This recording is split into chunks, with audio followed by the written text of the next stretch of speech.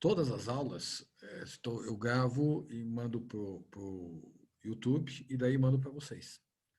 Então, vocês têm a possibilidade de assistir todas as aulas, desde a primeira aula, com exceção da apresentação, mas todas as aulas estão gravadas. Eu sempre escolho qual dos temas que acabam sendo interessantes. É verdade que de uma turma para outra, há razões, há perguntas, há questões, você vai aperfeiçoando um pouquinho mais o sistema. E aqui, exatamente, eu vou fazer um apanhado rápido para que vocês vejam a incorporação de alguns tópicos que eu coloquei, para facilitar a compreensão e para que vocês tenham também, quando forem assistir às aulas, não perderem a dimensão das coisas.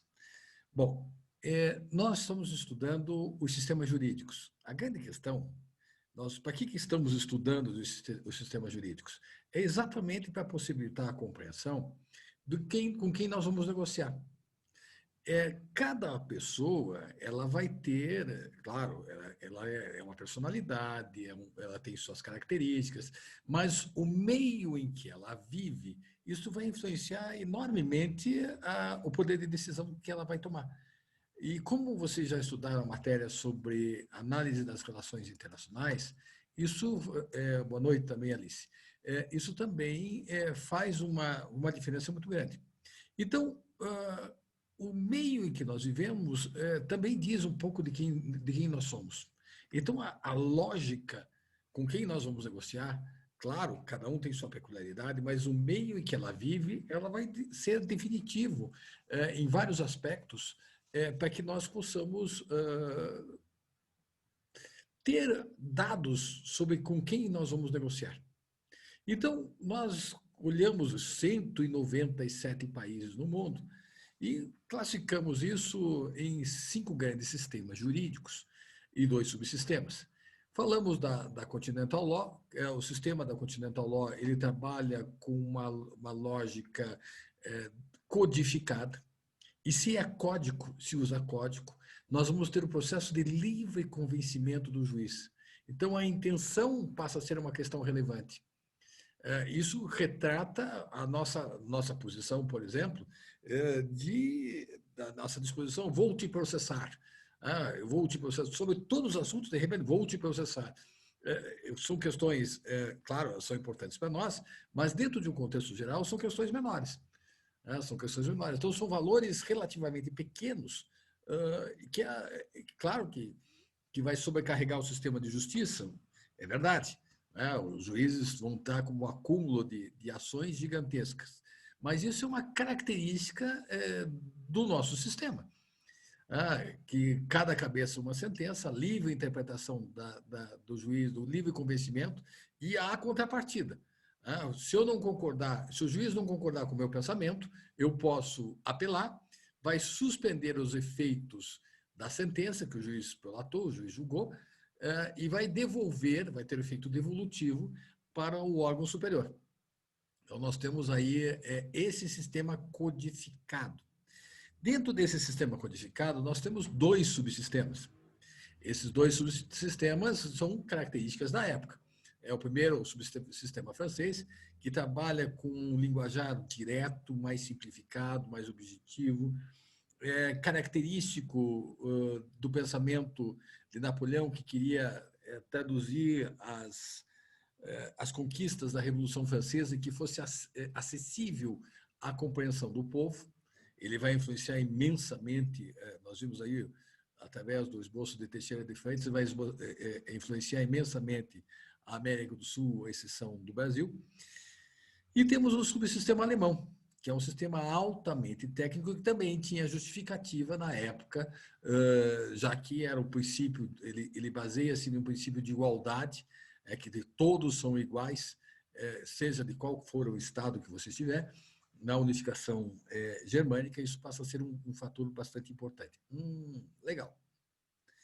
Ao lado desse sistema codificado, e que para nós a intenção das partes é mais importante do que a letra fria da lei, nós temos o sistema da common law. No sistema da common law, também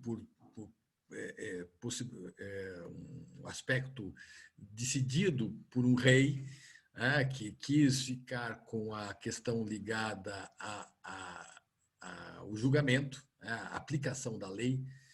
Ele entrega a administração para os nobres, mas ele se subroga no direito de aplicar a lei, e como ele não pode estar em todos os lugares, ele vai nomear pessoas que vão falar em nome do rei.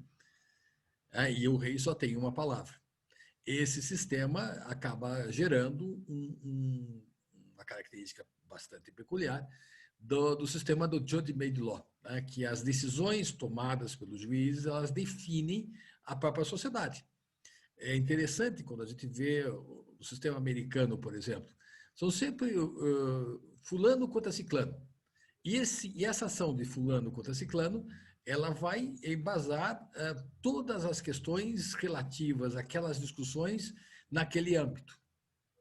Então, esse é um sistema bem interessante, a questão dos precedentes jurisprudenciais. Existe autonomia da vontade na questão dos contratos? Sim, mas há o limite da questão dos julgados nesse sistema, nos países que adotam o sistema do judge-made law, do sistema da common law. Então, há esse limite. O terceiro sistema que nós estudamos é o sistema islâmico. No sistema islâmico, nós trabalhamos na questão da Sharia. Eu vou colocando aqui para vocês poderem acompanhar. Então, na questão ligada ao sistema islâmico, nós vamos ter exatamente a questão da Sharia, o caminho a seguir. Falamos de Maomé, falamos do expansionismo, das características, das peculiaridades, por que o islamismo ele vai, afinal de contas, abarcar uma série de preceitos oriundos desde do judaísmo, oriundos de vários, e do próprio cristianismo, do nestorianismo, e dentro dessa questão, o arianismo, a visão peculiar dos arianos, juntamente somado ao fator dos iconoclastas, que vai ser o centro, vai ser exatamente ali um dos pontos centrais, vai ser exatamente no Egito, e isto vai dar um condão muito importante quando a ascensão de Maomé. Nós, então, estudamos a questão dessa ascensão de Maomé, falamos da questão da igreja antes, falamos do credo niceno-constantinopolitano, que vai dar a questão do que vai ser a crença cristã, e a discussão da natureza de Jesus Cristo. Isso não foi tão acorde como se esperava, teve muita relutância nisto. Nós sabemos o resultado, nós acreditamos, mas no início sempre teve debates.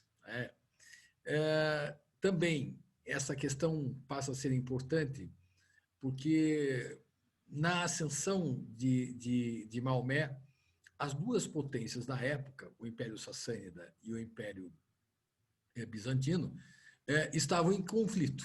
O Império Bizantino e o Império Sassânida estavam em conflito. E este conflito, num primeiro momento, o Império Sassânida invade, ele se expande, conquistando as terras que eram antigamente do Império Bizantino, e há o contra-ataque, porque é o seguinte, o Império Bizantino estava cercado por duas forças, os sassânidas aqui e os alamanos em cima. Os ávaros, que estavam na região da Bulgária, que vão ser os búlgaros, eles vão aliar-se aos sassânidas para atacar o Império Bizantino. Então, aqui os ávaros e o Império Sassânida quase acaba com o Império Bizantino. Há o contra-ataque, na parte quando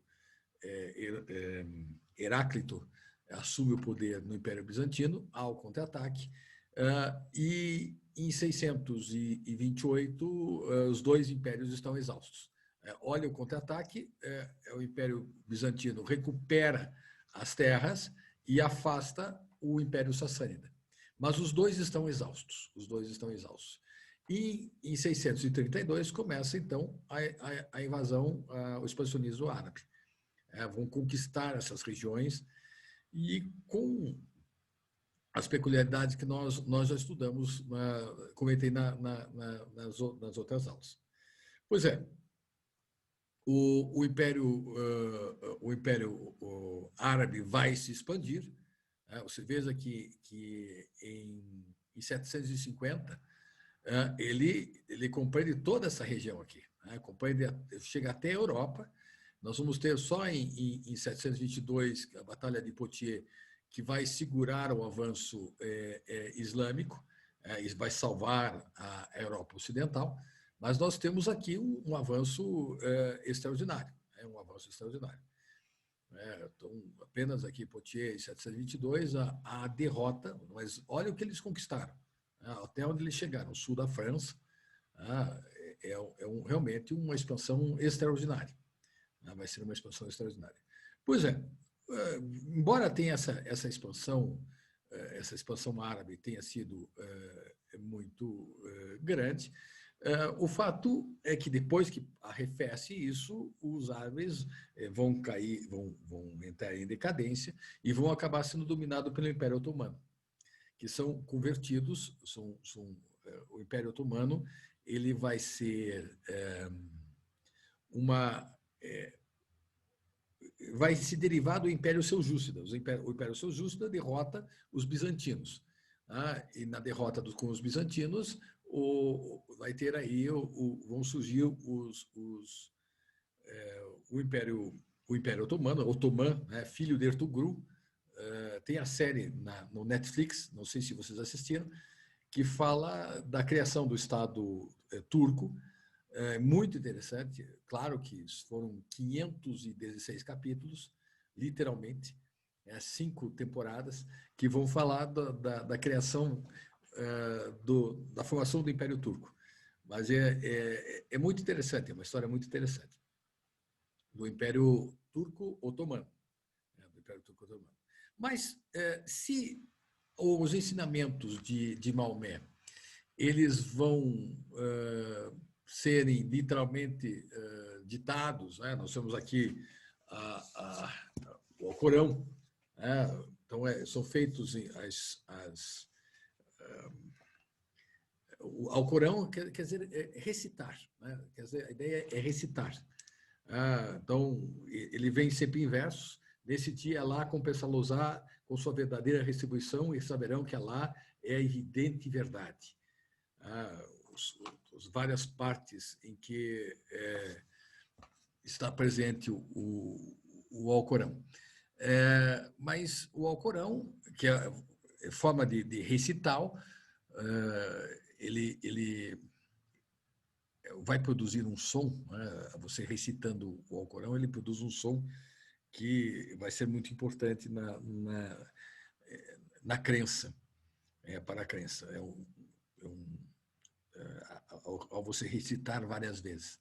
Bom, mas o aspecto primordial é que, dentro dessa lógica, nós vamos ter o chamado caminho a seguir, né, a Sharia.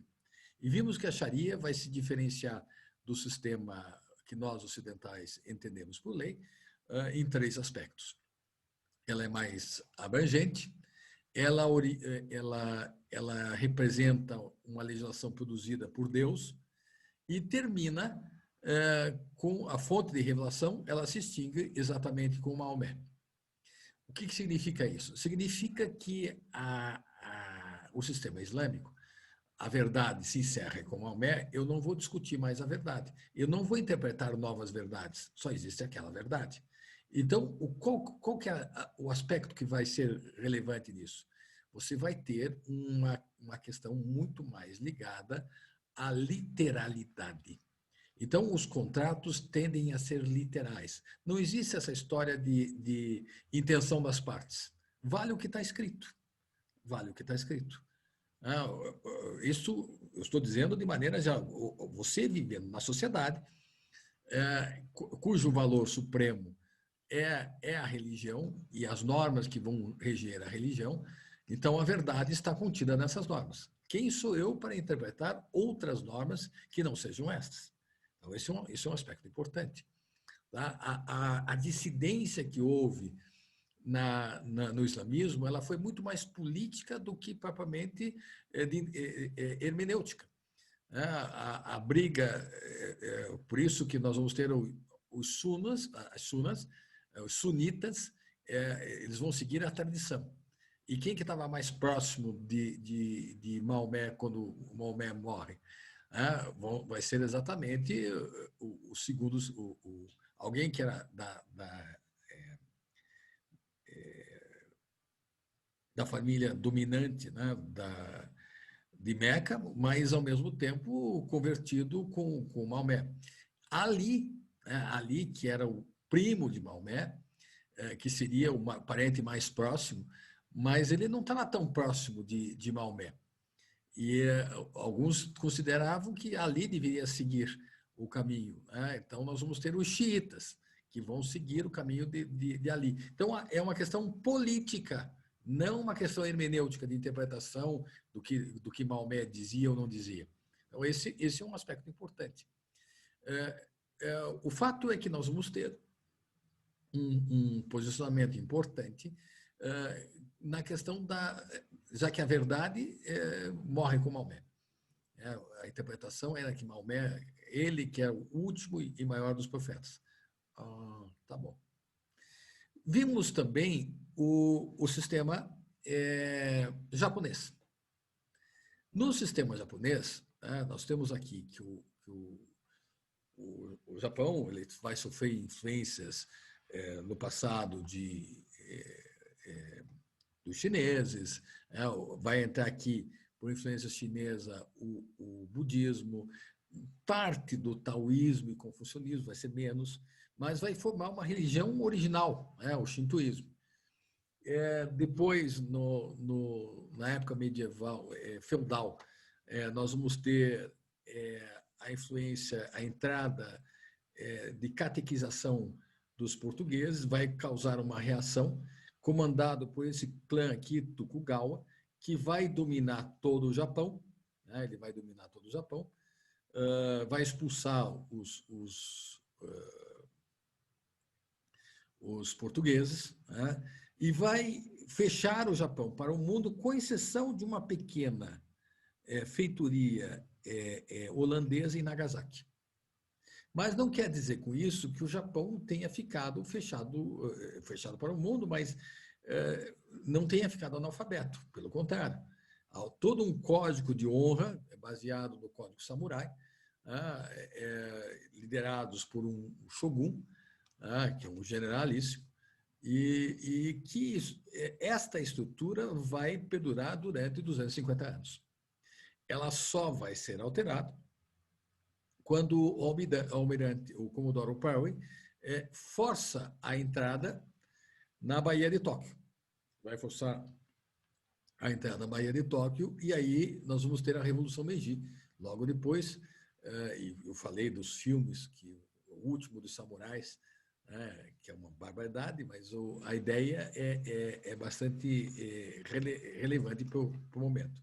Então, o Japão vai se modernizar e de uma forma bem dinâmica, bem dinâmica. Ele vai mandar os japoneses, o governo vai mandar os japoneses para estudar fora durante 5 anos, e vão voltar sempre trazendo as novidades. Em termos de lei, ele vai tentar criar, simplesmente importar o Código Civil francês, não dá certo. Então, ele vai adotar o Código Civil alemão, mas, o detalhe, mantendo as tradições. Então, o sistema japonês ele vai unir o que tem na Common Law e na Civil Law. Nós vamos ter um sistema codificado com respeito aos precedentes jurisprudenciais. Interessante. E o Japão realmente ele vai se expandir. A expansão japonesa dá tão certo essa fórmula, né, que em 1895 ele vai derrotar a China, vai conquistar aqui a Coreia, vai conquistar a Ilha de Pescadores, Taiwan, vai conquistar toda essa Formosa e vai mais o arquipélago de pescadores. Então, toda essa região aqui vai ser conquistada pelo Japão na guerra contra a China. Depois, com a guerra contra a Rússia, vai ser o primeiro estado que vai derrotar um ocidental, um país ocidental, vai se aliar à Inglaterra na Primeira Guerra Mundial e vai receber como herança, como mandato, as possessões alemãs no Pacífico.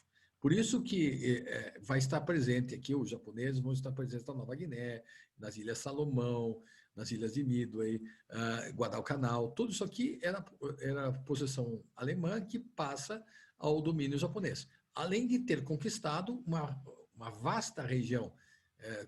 Em 1931, ele invadiu a Manchúria, e daí, quando eclode a Segunda Guerra Mundial, vai ocupar toda a Malásia e a Indonésia, vai conquistar as Filipinas, vai conquistar a Conchichina, vai conquistar o Sião, a Tailândia, e vai conquistar Burma, a Birmânia. Vai conquistar Burma, a Birmânia. Esse olha, fronteira com a Índia. Fronteira com a Índia. Esse vai ser o domínio japonês. Ele vai ser o quarto maior país do mundo nessa época. Se torna o quarto maior país do mundo em extensão. Então, é uma área realmente vasta que o Japão acaba dominando.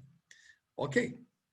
Daí tivemos a derrota do Japão, a implementação do domínio americano no Japão, Douglas MacArthur, e a adoção de uma legislação ocidental baseada com influência americana, o surgimento dos grandes trusts, a estrutura que deriva dessas grandes sociedades, inclusive com o aperfeiçoamento das ações ordinárias, ações preferenciais, inclusive dos debêntures, que possam ser títulos que são emitidos pelas empresas que asseguram primazia para quem as detém na questão para recuperar os valores que por acaso têm emprestado.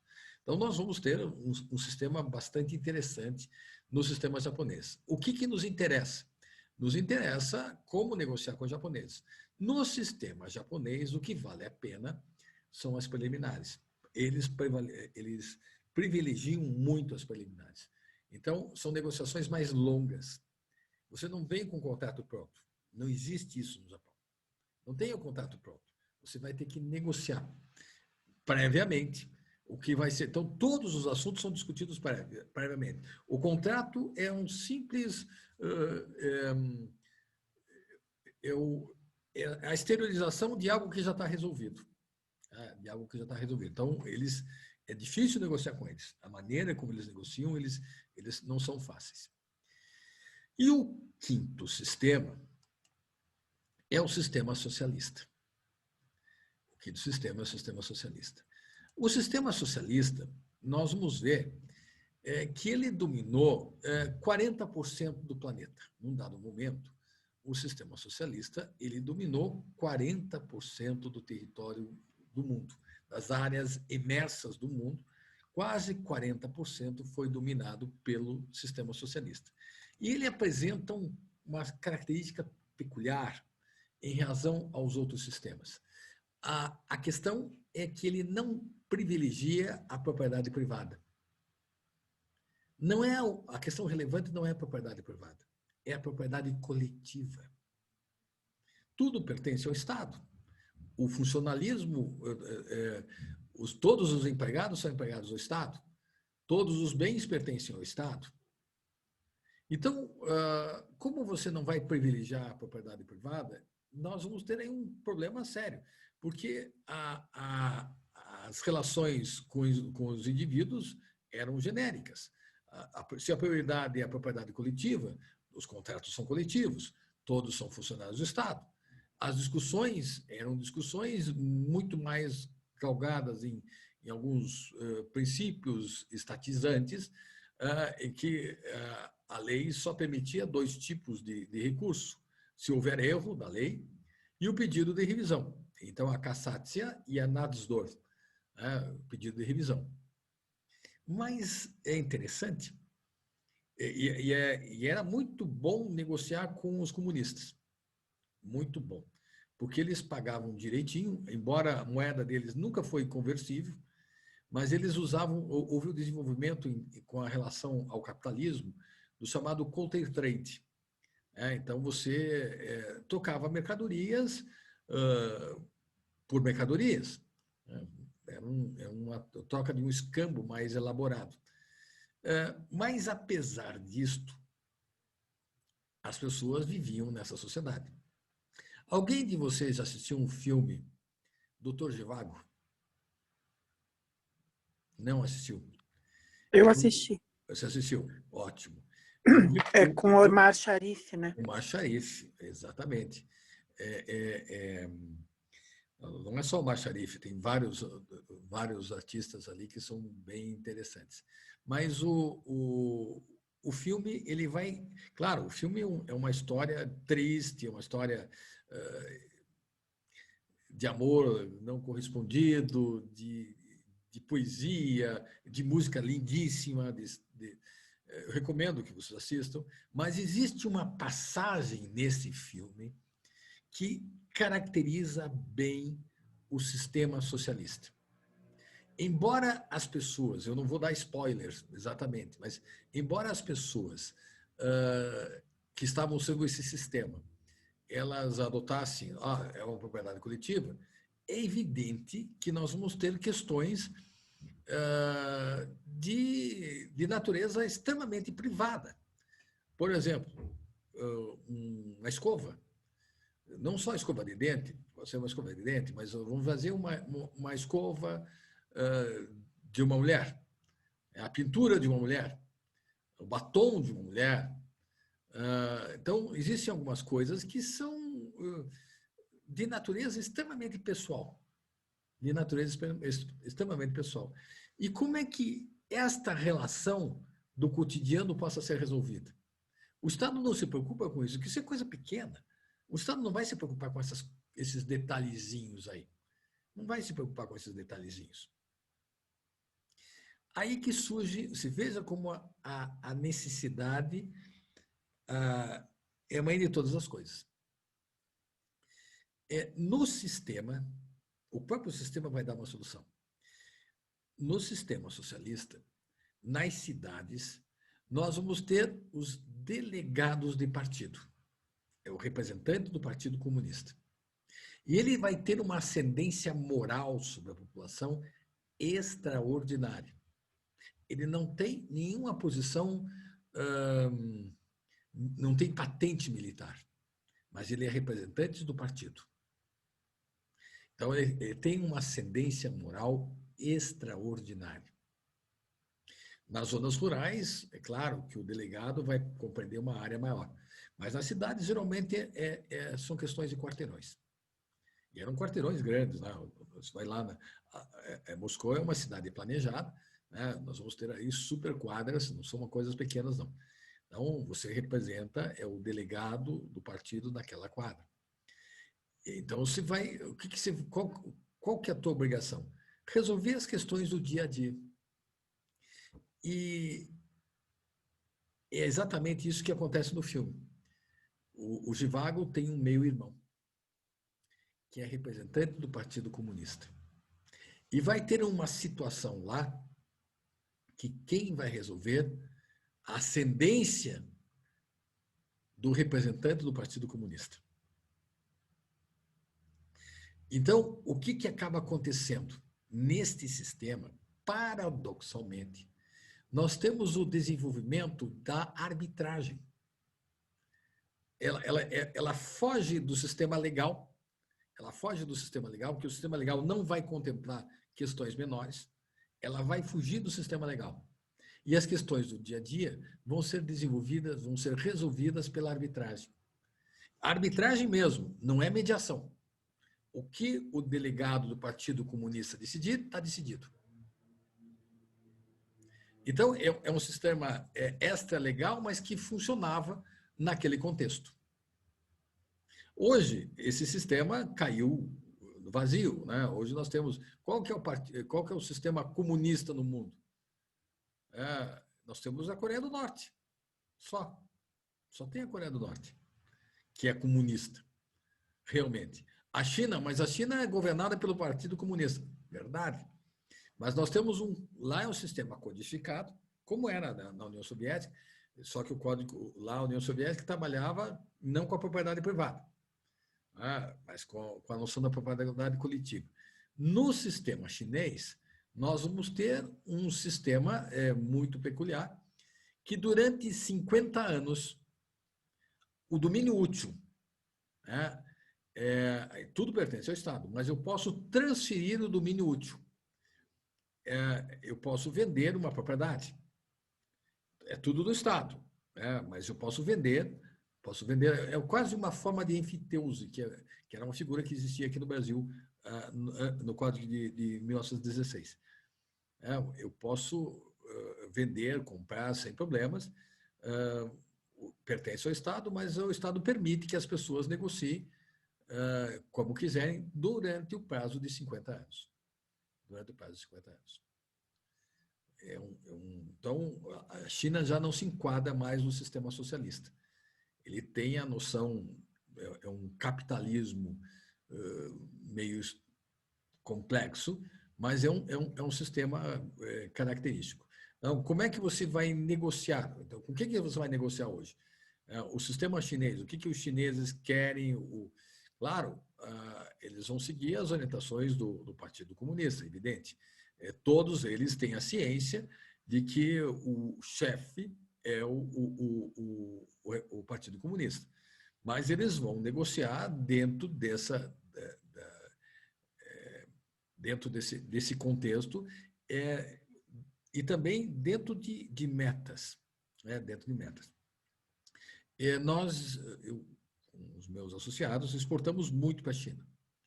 Muito, muito, muito para a China. A população dela é uma população...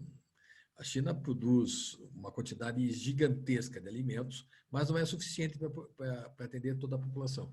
Então, há uma demanda enorme para várias questões, realmente, para a China. Mas ela tem uma visão estratégica do mundo bastante curiosa. Ela sabe exatamente o que ela quer. E sob todas as condições. Sob todas as condições. Então, esse negócio da China foi vendida, a última vez que foi vendida essa ilusão foi com o Deng Xiaoping, que criou as zonas, as EPS, de processamento e exportação, em 2 províncias, criando, dentro da própria China, 2 sistemas. O resto da China não tem as EPS, os produtos são mais caros, e dentro dessas 2 províncias, ela vai abrir para os ocidentais a preços bastante competitivos e vantajosos, com o custo de que eles vão aprender a tecnologia. Então, a partir de 1992, a política de Deng Xiaoping deu muito certo. Hoje, a China é a segunda potência do mundo, com 15 trilhões de dólares. Os Estados Unidos têm 22 trilhões, o PIB, a China tem 15 trilhões. Então, disparado, é a segunda maior potência e está ombreando com os americanos mais um pouco. Cria vários outros problemas, né? Porque não é uma economia livre. A China não é uma economia de mercado. O yuan, ele não tem... O yuan tem valor fixo, não é uma moeda conversível exatamente. Então, temos alguns problemas. A China, para negociar hoje com a China, a gente tem que tomar alguns cuidados.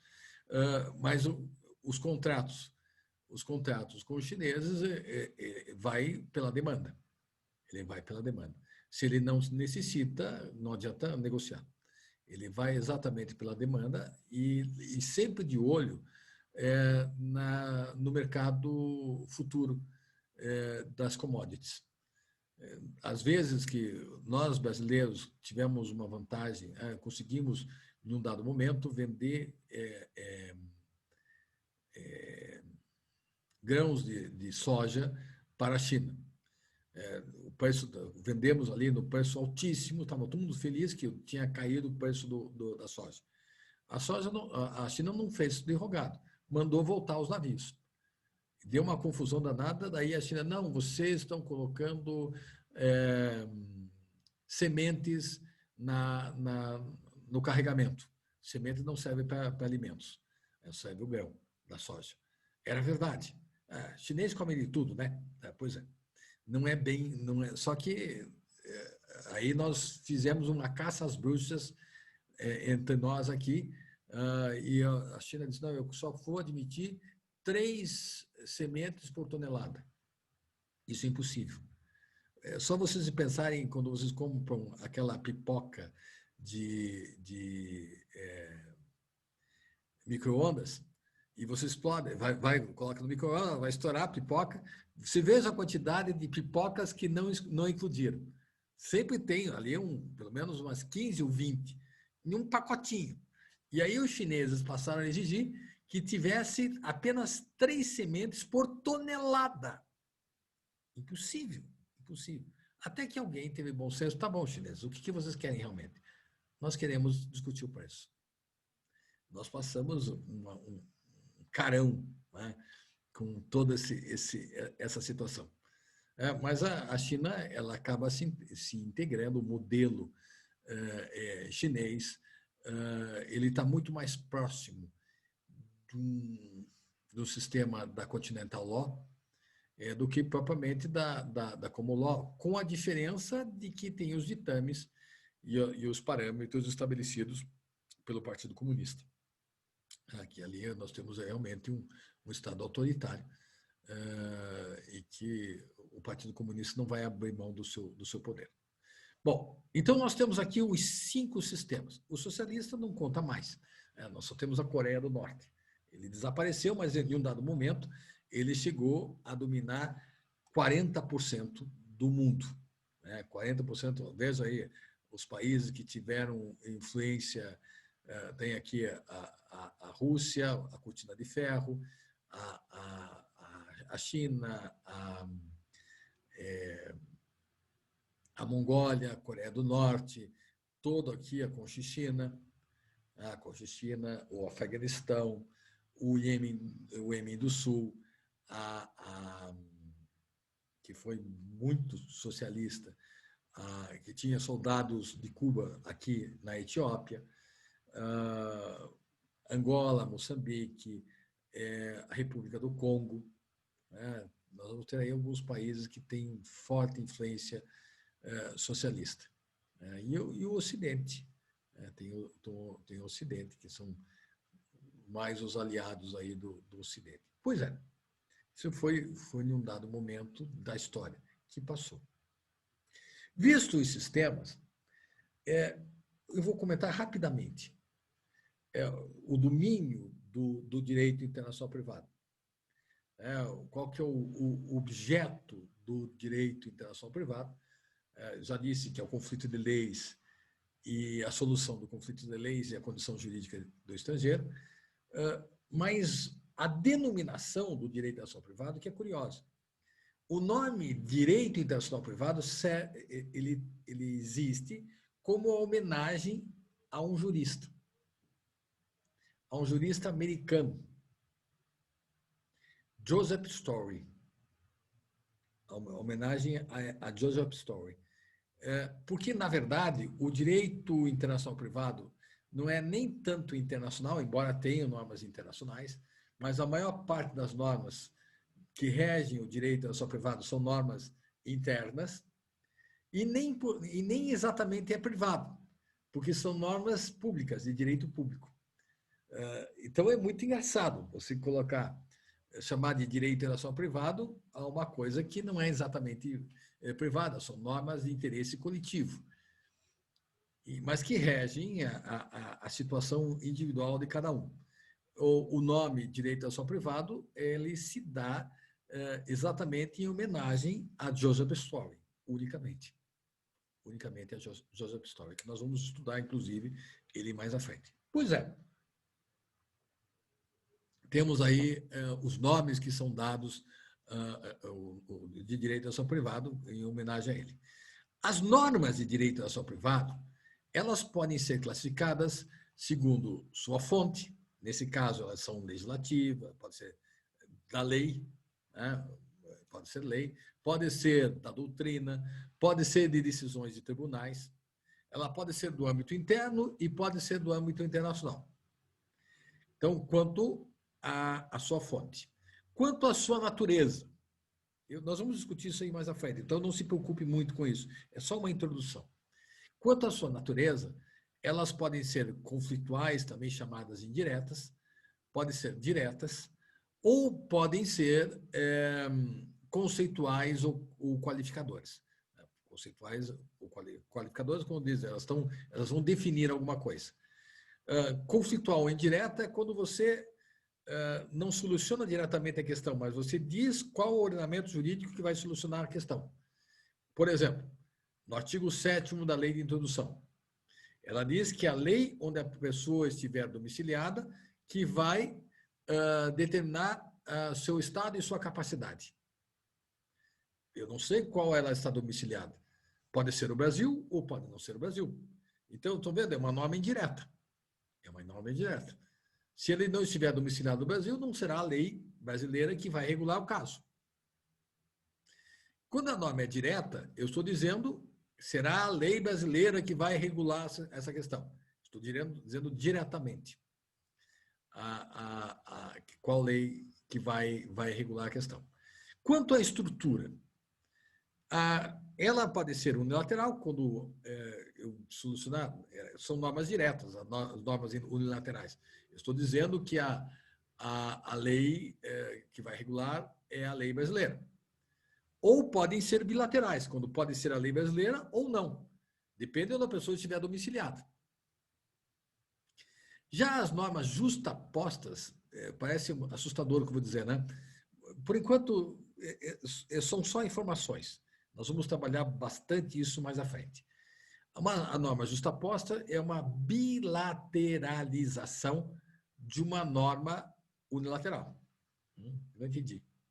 Na verdade, vai estar lá no artigo 10º, parágrafo 1º da Lei de Introdução, que diz que aplica-se a lei brasileira se o cônjuge, se o falecido tiver esposa ou filhos nascidos aqui no Brasil, residentes aqui no Brasil.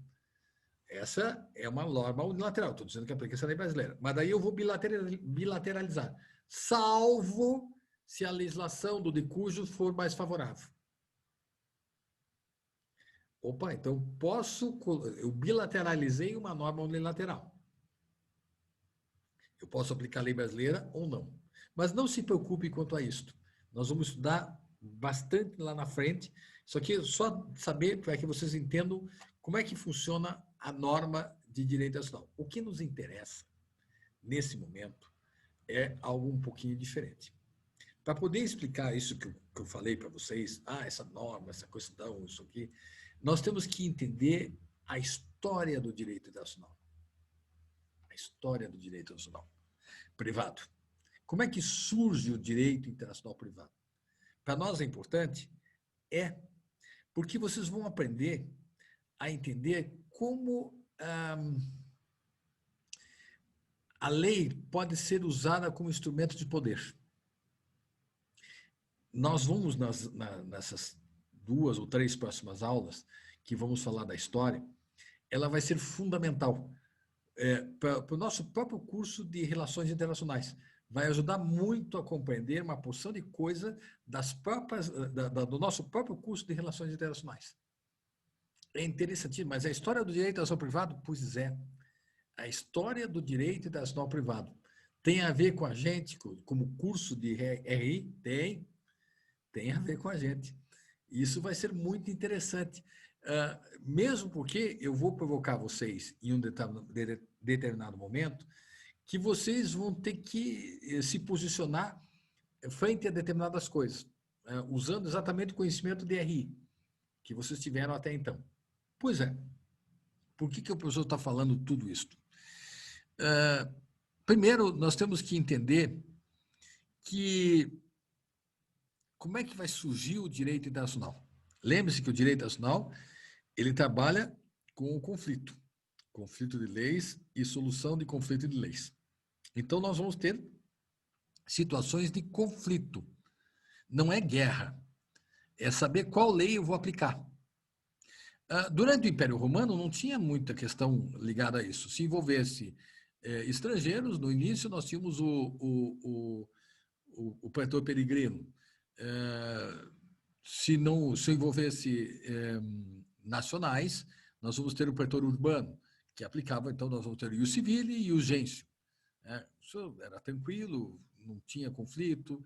A questão começa a ser modificada quando os bárbaros vão ocupar o Império Romano, ainda o Império Romano existindo, por causa do problema do século III.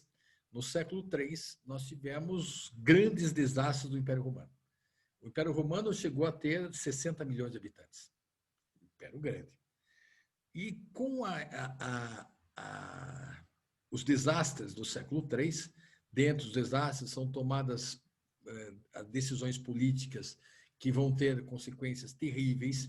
Por exemplo, quando Aureliano ele decide que o Império Romano não vai mais se expandir porque estava com problema de logística, a cidade de Roma estava muito longe até onde ela estava dominando, e resolve adotar uma posição defensiva. Isso foi uma coisa terrível. Por quê? Porque teve impacto, onerou o erário público, o erário romano. Porque até então, o que acontecia? Roma possuía um Estado militarizado. Roma sempre foi um Estado militarizado, sempre. Então, você servia as legiões, você tinha, ao final do seu serviço, você ganhava como prêmio parte das terras que foi conquistada. Então, isso provocava uma expansão contínua do Império Romano. Então, parte das terras que você conquistava, você vai ocupando, vai expandindo. Legal, muito bom, etc. Aí chega um momento, olha, não dá para expandir mais, que a nossa base de logística está muito longe. Demora muitos dias para chegar até onde nós chegamos. E aí, então, decidem que o Império Romano não vai mais se expandir, vai adotar posições defensivas. Tá, que legal. E o que você vai fazer com esses teus legionários? Os legionários vão servir nas posições de fronteira e depois que terminou o serviço, eles vão ter que receber os denários. Né? Então, vai aumentar o custo da manutenção. O Estado vai aumentar o custo, vai ter que aumentar tributos, vai ter que desvalorizar a moeda. Então, a percentagem de prata na moeda vai diminuir. Então, isso vai causar uma desvalorização, vai criar um problema seríssimo em Roma. A segunda decisão, veja, são decisões, elas parecem lógicas, mas elas têm consequências.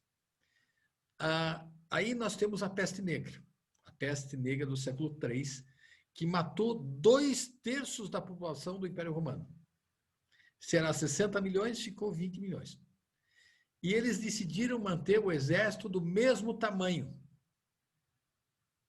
Caramba, meu! E colocaram o seguinte, se tem o exército do mesmo tamanho, eu vou sobrecarregar quem?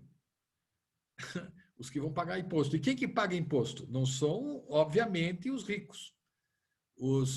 A classe senatorial, a classe dos equestres não paga imposto.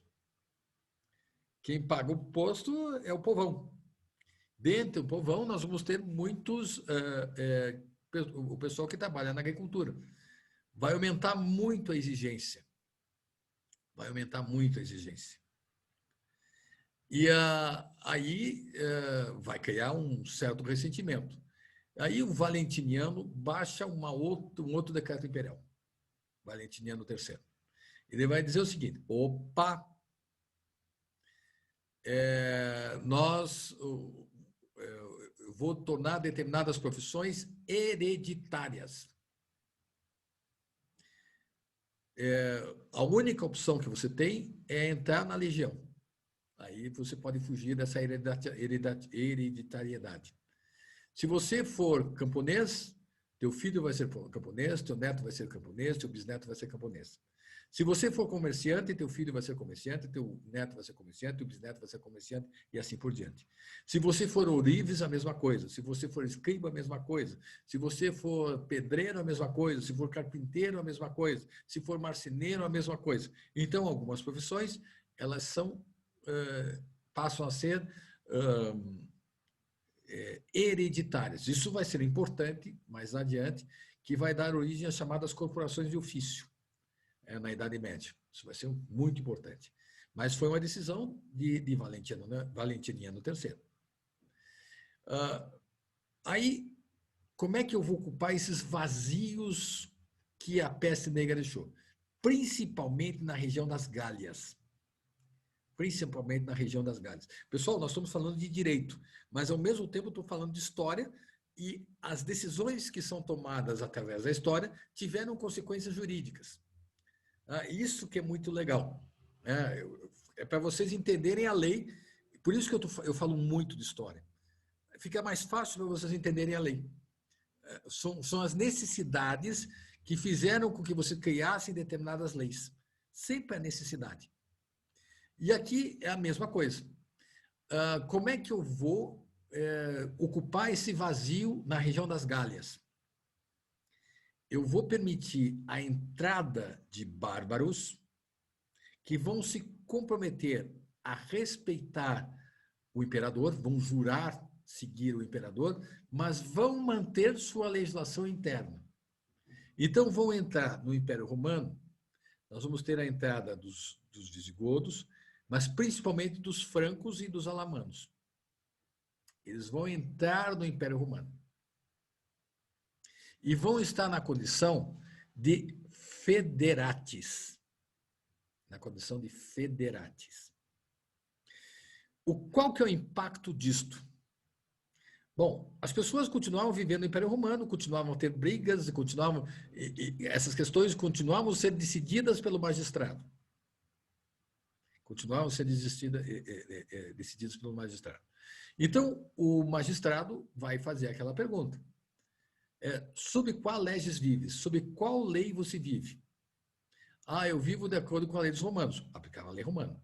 Eu vivo de acordo com as leis dos alamanos. Aplicava a lei dos alamanos. Então, passa a ser importante, e isso vai ser muito importante quando nós estudarmos a questão da nacionalidade, passa a ser importante o lugar onde você nasce. Não a tua filiação. Isso é uma mudança interessante. Esse é um fator interessante na regra que vai regular a lei da pessoa. Tá bom. Caiu o Império Romano. Nós vamos ter aí os povos bárbaros dominando. Então, essa condição de federati durou 80 anos, até que nós tivemos a queda do Império Romano do Ocidente. Temos aí, durante muito tempo, a barbárie. Tivemos a invasão dos lombardos, o último dos povos germânicos que ocuparam o norte da Itália. Tivemos a ascensão dos francos com Pipino Breve, o filho dele, Carlos Magno, que vai criar uma reforma muito importante na questão dessa reforma. O Carlos Magno vai ser coroado no Natal de 800 imperador. Isso vai ser um feito muito importante, tem uma significação muito importante. Mas o Império Carolígio só dura até 843. Aí ele é dividido em 3 áreas. Vamos ter aí a Germânia, vamos ter a França e vamos ter a Lotarígia. Lotarígia, tira o nome de Lotarígia, tira o L, Lotário, tira o L e fica Otário. Pois é. A Lotarígia, os 2 irmãos Carlos o Gordo e Luís o Calvo se unem contra Lotário e vão destruir o reino de Lotário. Mas a parte da Germânia, ela vai estar anarquizada, e aí nós vamos ter a ameaça, sempre tem ameaça, né? Vamos ter a ameaça dos húngaros, dos magiares, que vão invadir a Europa. E os magiares vão ser derrotados pelos saxões da Alemanha, né? Os saxões da Alemanha. E como prêmio, o Papa vai coroar o Duque da Saxônia como imperador. Vai ser criado o Sacro Império Romano Germânico. Qual é o problema? O problema está na primazia. Quem detém a primazia? O Papa ou o imperador? O Papa achava que ele detinha a primazia porque ele coroava o imperador. O imperador achava que ele tinha primazia porque o Papa vai coroá-lo, reconhecendo um poder que ele já tinha. Essa disputa é uma disputa impressionante e importante, tanto na formação do Estado moderno, né, e nós, em última análise, como na questão da discussão jurídica em torno disto. Então, as facções, os aliados do Papa, os guelfos, os aliados do imperador, os gibelinos. Nós temos verdadeiros confrontos, guerras entre o imperador e o papado. Mas não só batalhas campais, mas batalhas filosóficas e jurídicas. Isso está na Divina Comédia, né, prof? Oi? Sim. Também está citado na Divina Comédia, na Divina né? Comédia, mas a Divina Comédia já é do Trecento. A Divina Comédia já retrata um fato que aconteceu. Nós estamos aqui ainda no século X para o século XI. O século XI. No século XII, por exemplo, que vai ser resolvida de maneira... Na verdade, em 1122, no século XI, que vai ser resolvida a questão das investiduras. Mas mesmo resolvida, nós ainda temos mais um século de brigas. Tá? Até que os dois perdem relevância em favor de uma terceira força, a favor do reino, que para nós é muito importante. Mas os dois lados estão discutindo quem tem a primazia.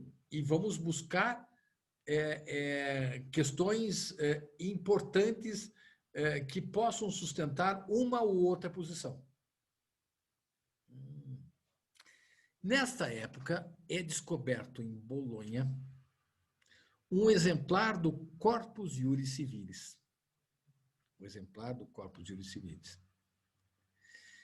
O direito bárbaro, ele não estava mais dando conta da discussão que estava acontecendo.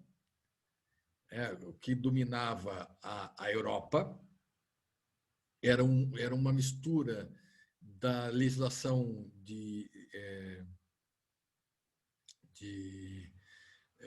Carlos Magno com com o Breviário de Alarico, então nós temos algumas normas ali que eram muito primitivas. Precisava um apoio maior, uma discussão maior, e quem dava esta luz, quem pôde dar essa luz, é exatamente o descobrimento, o redescobrimento do Corpus Juris Civilis. Então, ele vai dar um apoio, uma fundamentação para ambos os lados. Então, essa redescoberta do Corpus Juris Civilis, ela vai ser um fator significativo. Então, começa a haver um estudo sobre o Corpus Juris Civilis. O pessoal começa a estudar e criar um hábito interessante. Eles vão fazendo apontamentos ao lado do estudo da própria lei. Hoje nós chamamos de cola, né? Vamos colar.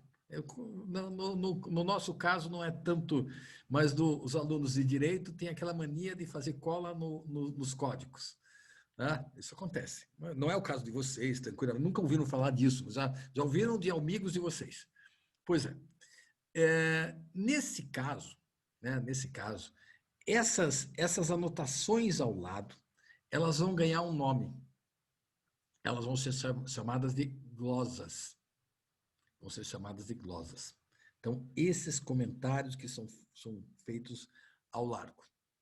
Ao mesmo tempo, nós vamos ter, na disputa entre o Sacro Império Romano Germânico, né, que principalmente germânico, né, e o papado, nós vamos ter, no meio dessas situações, vamos ter uma liga de cidades, chamada Liga Lombarda, que vai querer preservar a sua autonomia em relação ao Papa e em relação ao imperador. Então, eles ora apoiam o imperador se o Papa está muito forte, ora vão apoiar o Papa se o imperador está muito forte. E estas cidades, elas vão criar legislações próprias.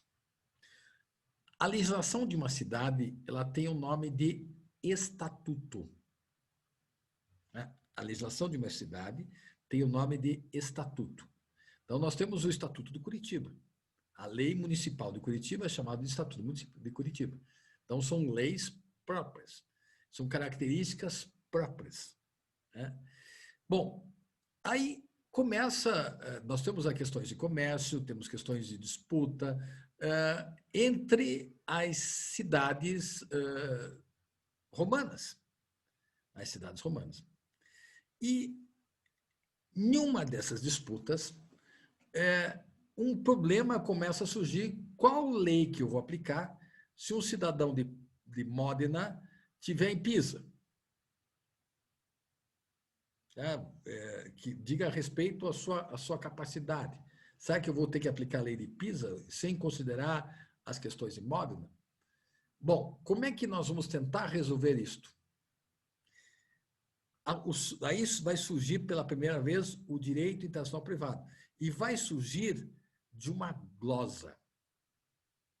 Nós vamos ter, pessoal, para vocês entenderem a quantidade de glosa no Corpus Juris Civilis, ela gira em torno de 204 mil glosas.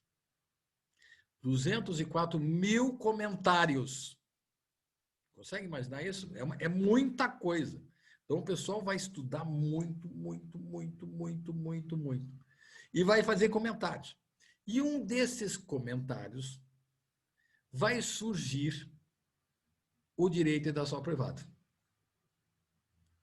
Qual é o comentário? Para tentar resolver esse problema. E onde é que vai surgir? Um sujeito chamado Acursius. Ele vai fazer um comentário com coisa que não tem nada a ver com o assunto que a lei, que o Corpus Juris Civilis estava falando. Ele vai fazer um comentáriozinho. É como a gente faz assim para lembrete de alguma coisa. Está ali lembrar alguma coisa. Né? Você faz, digamos, está ali marido e mulher. Aí você coloca assim, marido e mulher podem ter crianças. Crianças podem ter, vão ser irmãos. Você faz um comentáriozinho, assim, né? Mas a questão ali está falando de marido e mulher. Você faz um comentáriozinho que tem crianças e as crianças vão ser irmãos, tem que ter uma lei para regular os irmãos, etc. Você vai fazendo um comentário de algo que, a rigor, não tem nada a ver com o resultado final. Então, é isso que os glosadores faziam, esses comentários. E esse Acursius vai fazer um comentário no Códex. No Códex, na parte da excelsa e trindade, da excelsa trindade e da fé católica, que dizia que claro que é um texto interpolado, ou seja, não é um texto original do Corpus Juris Civilis, mas foi adaptado por Justiniano. Foi adaptado por Justiniano, da excelsa fé católica, está dizendo que todos os habitantes do Império deviam seguir a fé católica, né? A fé católica da Santíssima e Divisível Trindade. Aí tem uma observação, mas se um habitante de Módena estiver em Pisa, vai ser aplicada a lei de Módena no que concerne a sua capacidade, mesmo estando em Pisa. Pois é, este comentáriozinho, que fala de conflitos de leis, vai dar origem ao direito internacional privado. Por quê? Porque é uma questão de necessidade. Eu precisava ter uma necessidade, algo que amparasse minha posição, que justificasse minha posição. Então, como os glosadores, os estudiosos, tinham uma importância muito grande naquela disputa inicial entre o Império, o Sacro Império Romano-Germânico e o Papado, nós vamos aproveitar esse ensejo para resolver uma questão entre duas cidades. E por causa dessa questão que vai resolver entre as duas cidades, nós vamos ter um princípio que vai fazer com que surja o próprio direito da só privado. Aí, desta escola, então, primeiro, por que está ali aqui, vocês estão vendo aqui, escolas estatutárias, italiana? Porque foi na Itália, é uma questão lógica, o direito vai acompanhar de acordo com a evolução da sociedade. Onde é que surgiu o Renascimento? Foi na Itália. Foi na Itália. A Alice falou da Divina Comédia.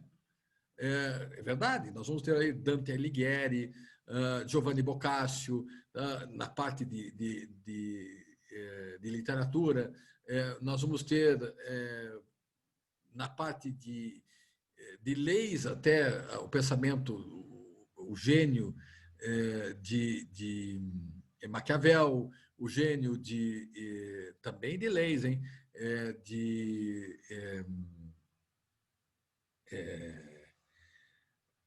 Como é que é o que escreveu, que fez a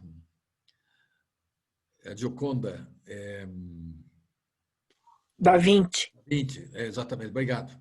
Da Vinci, vamos ter vários luminares, claro que apoiados por mecenas, por questões peculiares. Você veja o surgimento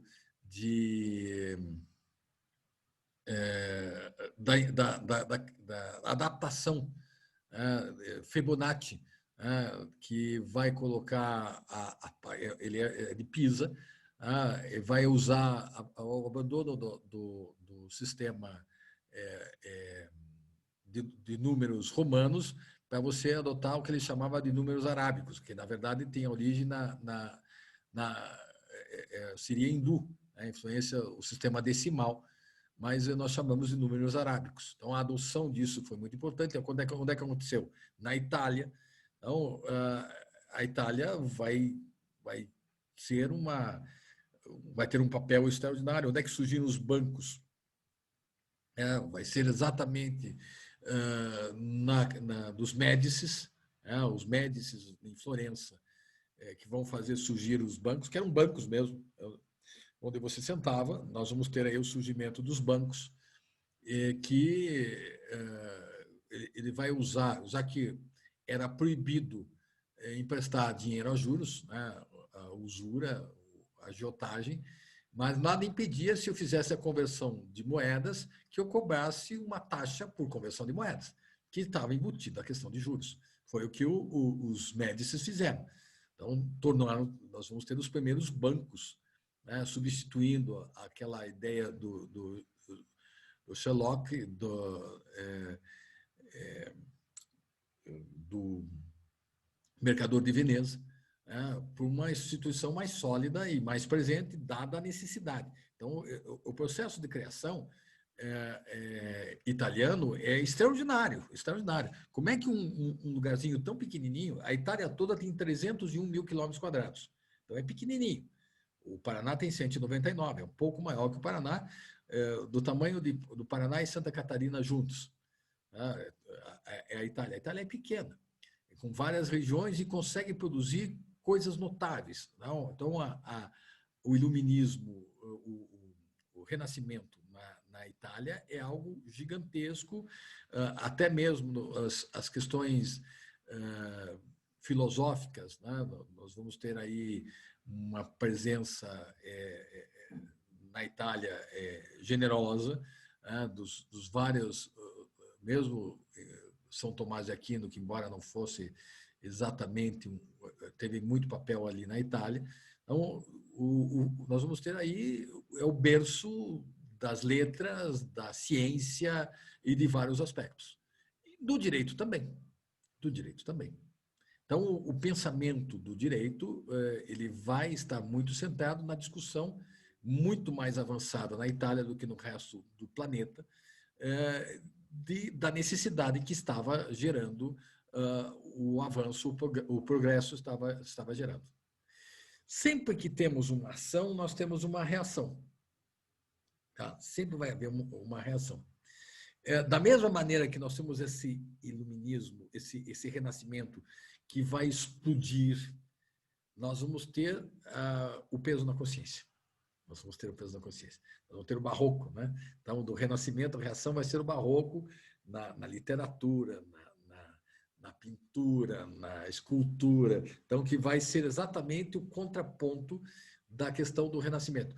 No direito também.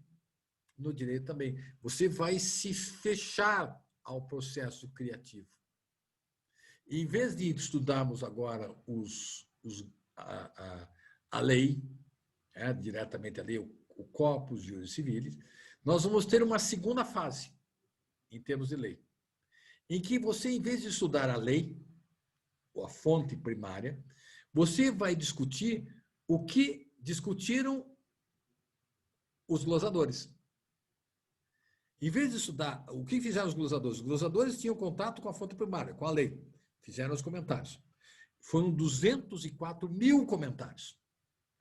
A segunda escola, ela vai, em vez de estudar a lei, vai estudar os comentários.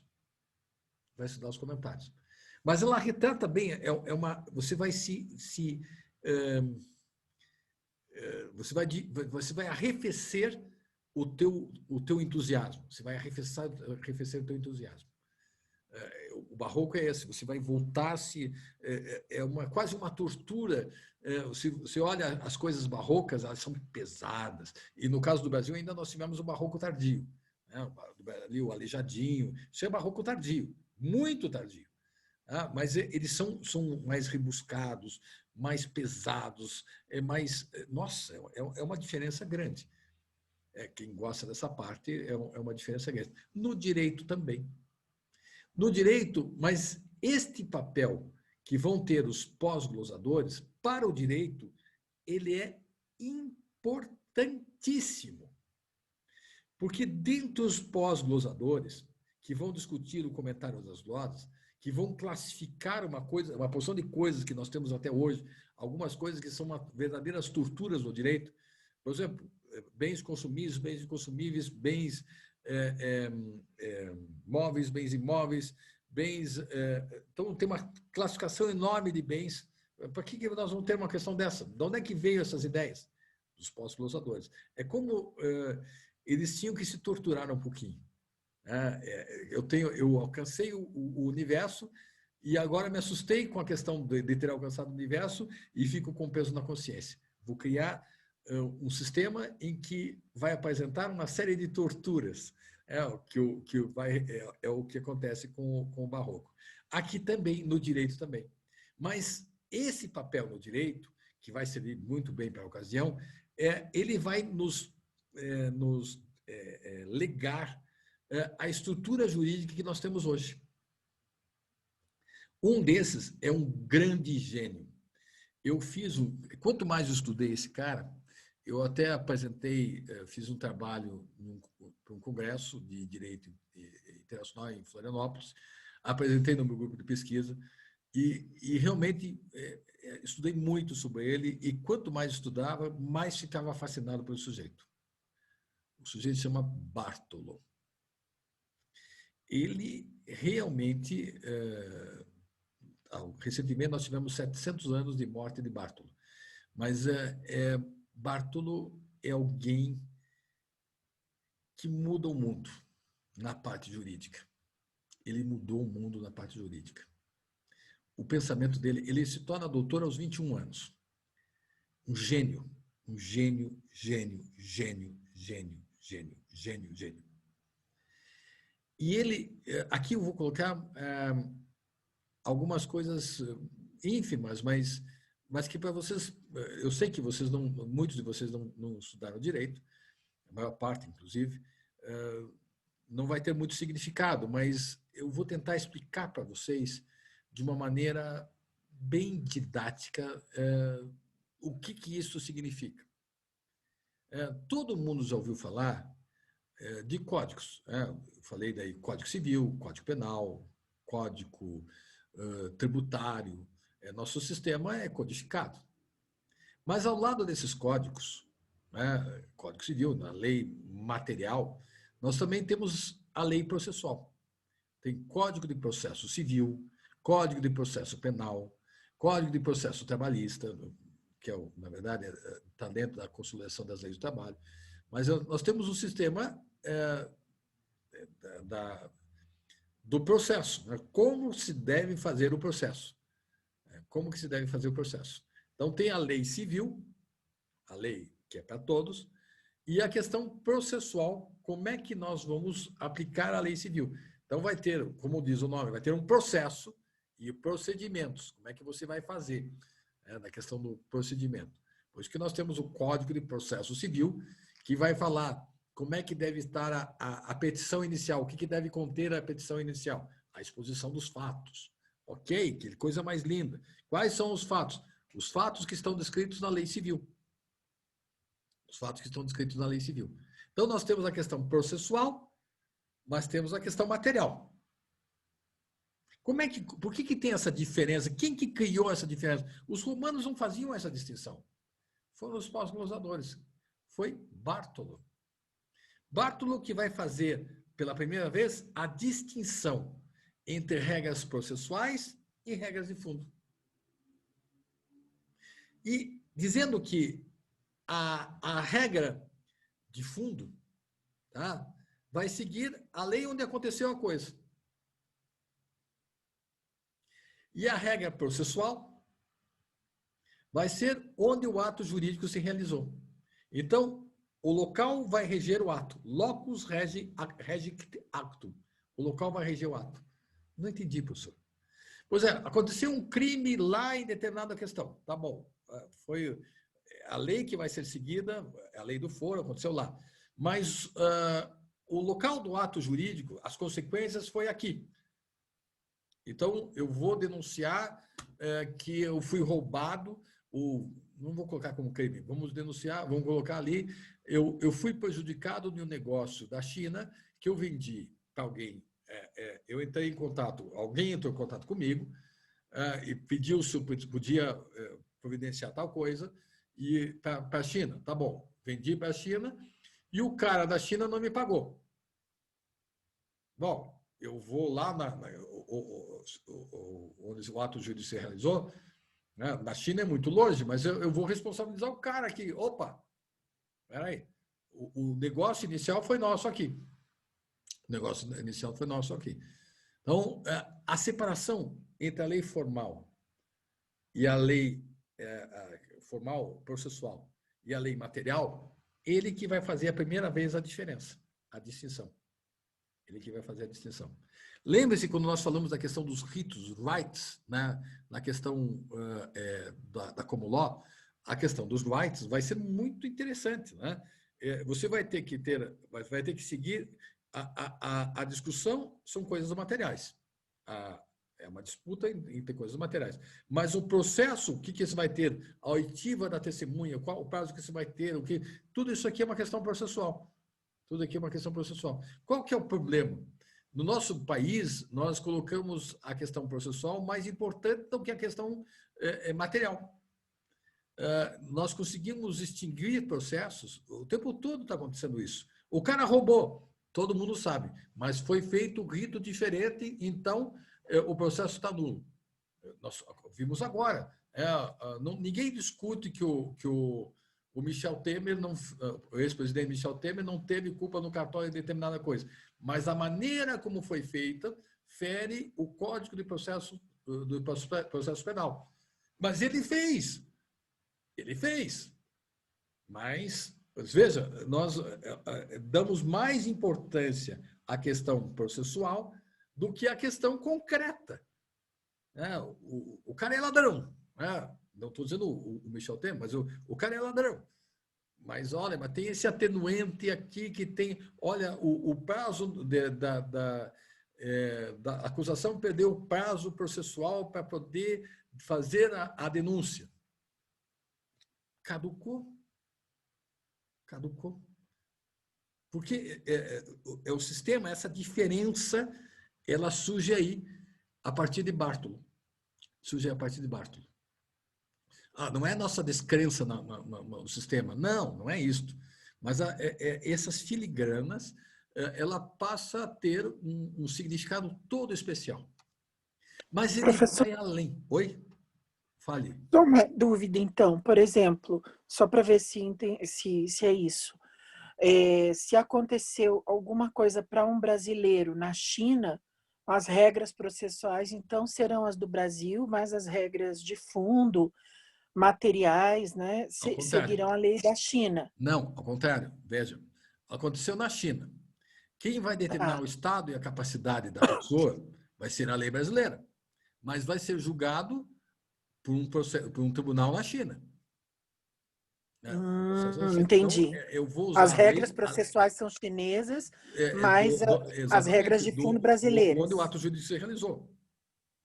Tá, Serão chineses. obrigada. Eu vou usar o Código de Processo Civil chinês.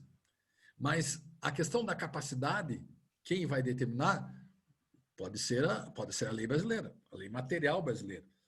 O nosso código, né, do dia a dia. O que é o Código Civil?